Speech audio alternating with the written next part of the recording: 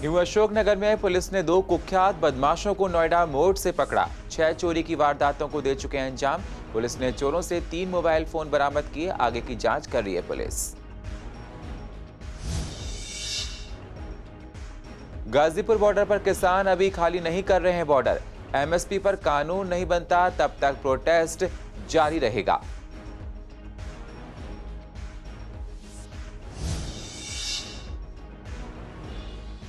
केजरीवाल सरकार की नई आबकारी नीति के विरोध में पूर्व दिल्ली में जगह जगह प्रदर्शन का। दिल्ली सरकार को निगम चुनाव में भुगतना पड़ेगा इसका खामियाजा।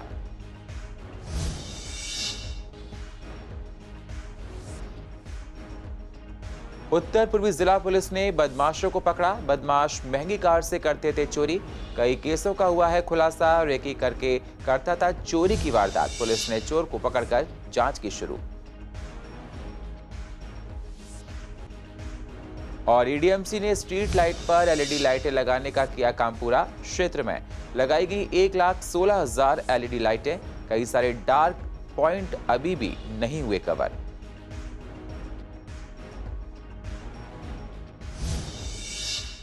नमस्कार, स्वागत है आप सभी का सीसीएन में। मैं हूं आपके साथ सुनील चौहान और आप देख रहे हैं पूर्व दिल्ली खास। अब होते हैं रूबरू पूर्व दिल्ली की अहम खबरों के साथ। पूर्व दिल्ली की अशोकनगर पुलिस को बड़ी सफलता हाथ लगी है। अशोकनगर की पुलिस ने ऑपरेशन सुदर्शन चलाकर 2 कुख्यात लोगों को पिकेट चेकिंग के दौरान नोएडा मोड़ से पकड़ लिया है। पकड़े गए आरोपियों का नाम अर्जुन और अनिल है, जो कि कल्याणपुरी के रहने वाले हैं। पहले से इन कुख्यात चोरों पर कई मामले दर्ज हैं। पुलिस ने इनके पास से 3 मोबाइल फोन बरामद कर लिए हैं, जो ये वारदातों में इस्तेमाल किया करते थे। पुलिस ने चोरों को पकड़कर आगे की जांच शुरू कर दी है। कल प्रधानमंत्री की बिल वापसी ऐलान के बाद से ही गाजीपुर बॉर्डर पर खुशी का माहौल बना हुआ है। किसान नेताओं के मुताबिक बॉर्डर खाली करने को लेकर अभी उनकी मांगें पूरी तरीके से नहीं मानी गई हैं। जब तक संसद में बिल वापसी और एमएसपी पर कानून नहीं बनता, प्रोटेस्ट जारी रहेगा, ऐसा किसानों का कहना है। वहीं किसानों का यह भी कहना था कि केंद्र सरकार ने चाहे 5 राज्यों के चुनाव में दबाव में हमें किसान बोला, कम से कम किसान माना तो सही। बीते 1 सालों से हमें किसान मानने के लिए तैयार नहीं थे। किसान नेताओं के मुताबिक संयुक्त किसान मोर्चा आगे रणनीति बना रहा है। जो फैसला लेगा वही किया जाएगा। हालांकि अभी बॉर्डर खाली नहीं किया जा रहा है। देखो जी, किसानों की इसमें सबसे बड़ी जीत ये है कि किसान ये साबित हुए हैं कि वास्तव में किसान है। जो 1 साल से सरकार लगी थी उनको आतंकवादी, देशद्रोही, माओवादी, न जाने क्या क्या जीवी परजीवी आंदोलन जीवी, अब ये प्रमाणित हुआ कि आंदोलन वास्तव में मजदूरों किसानों का था, जिसको प्रधानमंत्री ने माना है। यानी उन्होंने प्रॉपरली ये कहा कि हम कुछ लोगों को नहीं समझा पाए, और उसका मतलब हुआ कि बहुत लोगों को समझा दिया था उन्होंने। लेकिन जिनको समझा दिया वो हमें समझाने कोई नहीं आया, ना वो रोडों पे निकल के आया कि हम समझाते हैं आपको। तो अब ये हम भी नहीं समझ पा रहे हैं कि प्रधानमंत्री ने क्यों कहा। बहरहाल जो भी कहा उन्होंने, हम स्वागत करते हैं कि 3 कानून उन्होंने वापस लेने की बात की है। जब हम इन बॉर्डरों पर आए थे तो हमारी 2 मांगें मस्ट थीं, उसके साथ 2 और जुड़ी। एक तो 3 कानूनों को वापस लेना और एमएसपी की गारंटी लेना। इसके साथ बिजली अमेंडमेंट बिल और पराली और बिजली वाला सरकार ने पहले ही कह दिया था हल करने को। 2 बचे, 2 में से अब सिर्फ 3 कानून ही वापस लेने की तो बात की है। एमएसपी की बात कहाँ की प्रधानमंत्री ने? देखो जी, हम तो अपने जो हमारे शहीद किसान हुए हैं, हम तो उनकी जीत मानते हैं कि जिन्होंने बलिदान दिया है। लेकिन हमें एक बड़ा अफसोस है कि कहीं ये जो 5 राज्यों के चुनाव है ये पहले हो जाते तो हमारे 700 किसान शहीद ना होते। अगर उन्होंने उनको देकर वो किया है, वो माओ को अपने बेटे नहीं मिलेंगे। और अब जो कल इन्होंने माफ़ी मांगी, माफ़ी मांगने से वो 700 किसान वापस नहीं आ पाएंगे। आज खुशी तो है कि कानून जो इन्होंने वापस लिए हैं, लेकिन वो लोग वापस नहीं आएंगे। जिम्मेदार कहीं ना कहीं सरकार ही हुई, क्योंकि यही चीज़ अगर पहले मान ली जाती कि हाँ ये किसान है, हाँ ये कानूनों को रिपील करना पड़ेगा, हाँ ये उनके हित में नहीं है, जो अब जाके डिसीजन लिया है, इतनी शहादतों के बाद डिसीजन लिया है, वो अगर पहले ले लेते तो लखीमपुर में जो इतनी बेदर्दी से कुचल के ख़त्म हुए हैं, जो माताएं जिनके ऊपर डंपर चढ़ गया और वो बैठी की बैठी रह गई, उन बच्चों को वो माँ नहीं मिलेगी, उन पोतों को वो दादी नहीं मिलेगी, उन बहनों को भाई नहीं मिलेंगे जो कुचल के मर गए। तो ये सारी चीज़ें नहीं होती तो ये और भी इस जीत का, इस जो आज महसूस हो रहा है, ये और भी हमें अच्छा होता है। केजरीवाल सरकार की नई आबकारी नीति के विरोध में क्षेत्र के सभी आरडब्ल्यू ने मिलकर गोंडा चौक पर खुले हुए ठेकों के सामने अपना विरोध दर्ज करवाया है, जिस दौरान कांग्रेस नेता मौजूद रहे। सभी लोगों ने मिलकर केजरीवाल सरकार को चेताया और कहा कि आने वाले निगम चुनाव में दिल्ली सरकार को इसका खामियाजा भुगतना पड़ेगा। हम लोग पिछले 15-20 दिन से अपना विरोध दर्ज कर रहे हैं कि शराब के ठेके ना खोले जाएं। ये जो केजरीवाल सरकार है, इसने पूरी दिल्ली में लगभग 800-900 ठेके खोलने का जो संकल्प लिया है, जिसमें 200 ठेके लेके लगभग खुल चुके हैं। ये बहुत ही निंदनीय है, शर्म की बात है कि रिहायशी इलाकों में जो ठेके खुले हैं, इन ठेकों को बंद करने के लिए, बंद करवाने के लिए विरोध प्रदर्शन है। और जहाँ नहीं खुले हैं वहाँ ना खोले जाए, ऐसा हमारा निवेदन है उनसे। अगर उन्होंने ऐसा नहीं किया, मैं आपके माध्यम से केजरीवाल सरकार को इस बात को पहुँचाना चाहता हूँ, अगर उन्होंने बंद जो खुले ठेके उनको बंद नहीं करवाया या जो ठेके खुलने वाले उन्हें बंद नहीं करवाया, तो आने वाले निगम के इलेक्शन में उनको इसका बहुत बड़ा खामियाजा भुगतना पड़ेगा। दिल्ली में नई आबकारी नीति के खिलाफ दिल्ली के अलग अलग इलाकों में केजरीवाल सरकार के खिलाफ विरोध प्रदर्शन हो रहे हैं। विश्वास नगर वार्ड में शराब की दुकान के खिलाफ प्रचंड प्रदर्शन देखने को मिला। विरोध प्रदर्शन करने वाले लोगों की माने तो सरकार की नई आबकारी नीति के तहत शराब की दुकानें खोली जा रही हैं, इससे इलाके में माहौल खराब होगा। वहीं इस प्रदर्शन में स्थानीय बीजेपी पार्षद अंजू कमलकांत और बीजेपी के नेता भी मौके पर मौजूद रहे। देखिए, आज पूरी दिल्ली के अंदर दिल्ली की जनता में आक्रोश है। हम सभी विश्वास नगर के निवासी यहाँ ये आक्रोश प्रदर्शन करने आए हैं। हम दिल्ली सरकार को बताना चाहते हैं कि आप लोग जाग जाओ, नहीं तो दिल्ली की जनता अब जाग चुकी है। आप जिस तरीके से दिल्ली का माहौल ख़राब करना चाहते हो, ये जो नई शराब की नीति आपने बनाई है, युवाओं को जो नशे की और आप धकेलना चाहते हो, दिल्ली की सड़कों पे हर दिल्ली के कोने में शराब की दुकानें खोलने जा रहे हो, उस शराब की दुकानें खोलने के विरोध में, उस शराब नीति के विरोध में आज दिल्ली की जनता दिल्ली के हर कोने में, हर चौक पे, हर गली में ऐसा विरोध प्रदर्शन कर रही है। केजरीवाल जी पैसे कमाने में इतने मसरूफ़ हो गए हैं कि उन्हें ये नहीं पता कि दिल्ली की जो जनता है, दिल्ली के जो युवा हैं और जो परिवार हैं, वो सीधा सीधा उनको शराब के रूप में मौत दे रहे हैं। तो इस तरह से विरोध हर कोई करेगा और करना भी चाहिए।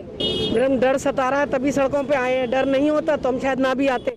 लेकिन ये युवाओं के लिए जो शराब की नीति इन्होंने निकाली है, कहीं अच्छा काम करते, कोई स्कूल खोलते, कोई मंदिर बनाते, तो ताकि जनता भी उनके साथ आती। अब ये जो शराब की नीति इन्होंने शुरू करी है, इससे तो सभी, चाहे उनकी पार्टी के हों, चाहे हमारे हों, चाहे आम आदमी पार्टी हो या भारतीय जनता पार्टी के कार्यकर्ता हों, सभी के लिए बुरी चीज़ है। सभी के घरों में बच्चे भी हैं, युवा भी हैं। आज उन्होंने उम्र भी कम कर दी है, औरतों के लिए भी खोल दिया है। तो क्या वो चाहते हैं कि औरतें भी जाएं घरों में से निकल के? चाहते हैं दिल्ली को बर्बाद करना।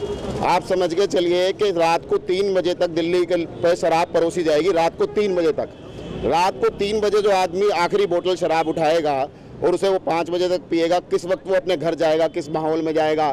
क्या वो रास्ते में माहौल बनाएगा? क्या अपने घर माहौल बनाएगा? क्या व्यवहार अपने घर के परिवार के लोगों के साथ और गली मोहल्ले में उसका होगा? क्योंकि शराब आपको क्या कर देती है, आपका माइंडसेट एक बिल्कुल जीरो न्यूट्रल कर देती है। उसके बाद आपको पता नहीं होता आप क्या करोगे। आदमी का काम खत्म हो जाएगा, वो सुबह उठ ही नहीं पाएगा, नशे में रहेगा, दिन में 2-2 बजे तक उठेगा। उत्तर पूर्वी जिला पुलिस ने एक ऐसे शातिर बदमाश को गिरफ्तार किया है जो चोरी के लिए महंगी कार का इस्तेमाल किया करता था और दुकानों और घरों में चोरी करने के बाद माल को कार में रखकर रफू चक्कर हो जाता था। इतना ही नहीं, आरोपी अपनी कार की नंबर प्लेट पर ग्रीस लगाकर रखता था। पकड़ा गया आरोपी सोनू और नौशाद है। पुलिस ने इनके पास से चोरी की कार और चोरी के 3 लाख रुपए के तांबे के तार बरामद किए हैं। दोनों की गिरफ्तारी से पुलिस ने 15 केस का खुलासा किया है। वहीं आपको बता दें कि इन दोनों से कई केसों का खुलासा हुआ है और पुलिस इस पूरे मामले की जांच में जुटी हुई है। कारोबारी से हुई लूट के मामले में मानसरोवर पार्क पुलिस ने 2 आरोपियों को गिरफ्तार कर लिया है। पकड़े गए आरोपियों में शादरा छोटा बाजार का आशीष कल्याणपुरी के रहने वाला शशांक और सचिन उर्फ काला है। उन्होंने पिछले महीने गन पॉइंट पर कारोबारी से 1,70,000 रुपए लूटे थे।